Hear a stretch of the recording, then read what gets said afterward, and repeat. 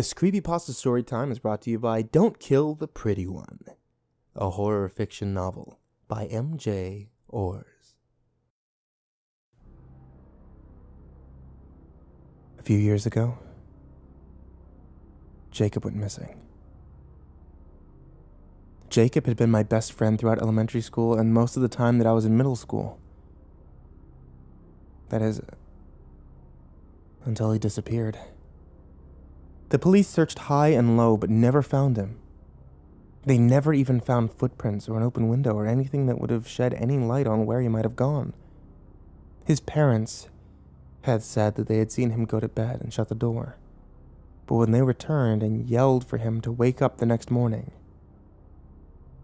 he was nowhere to be found. The windows still locked from the inside, the door to his room still shut.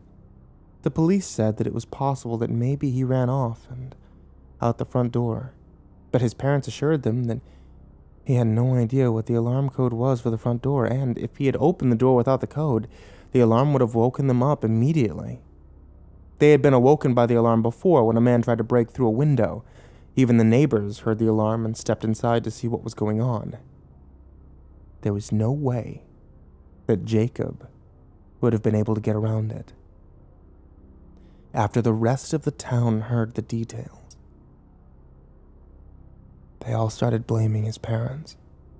The police ended up getting a warrant for the house and tore it apart. I felt bad for them, because I knew they didn't do it. They had no idea where he went or where he was now, and truthfully, neither did I. But I have an idea as to what happened. I used to stay the night at Jacob's house pretty often, at least once a month or so. But then, one night, Jacob told me that I couldn't anymore. When I asked him why, he said the whispering boy told him that he didn't want me to be there. I was, of course, curious and upset, so I asked him who the whispering boy was and why did it matter what he thought.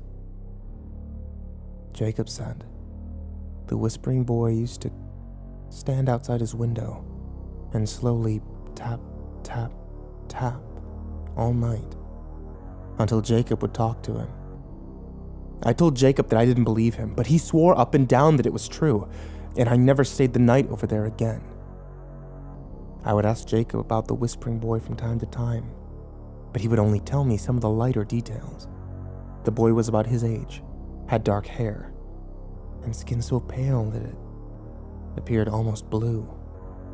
Jacob had told me that the only thing about the boy that frightened him was that it seemed as though the shadows used to always sit over his eyes, so he could never see them clearly, and that the boy had a smile that was certainly too large for his face.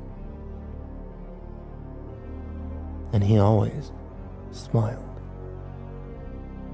He loved to smile.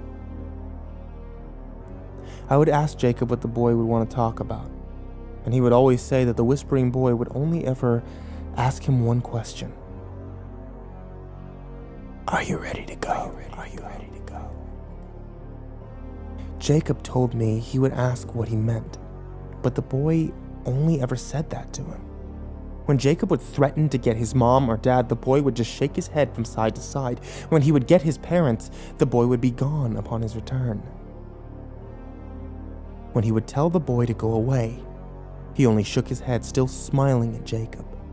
When he said anything to the boy, it just shook his head and repeated its question. Are you ready to go? And when Jacob said no and tried to fall asleep, the boy would lightly tap, tap, tap on the window all throughout the night. I don't know where they went, but the boy must have taken Jacob somewhere. I only write this because I am afraid. This morning I woke up with my mother, visibly mad at me. I asked her what was wrong, and she told me that she was surprised I was able to sleep through the racket, and that even through my shut door she could hear it. Confused, I questioned what she meant. She told me that I needed to tell my little friends to only come by my house during the day and to stop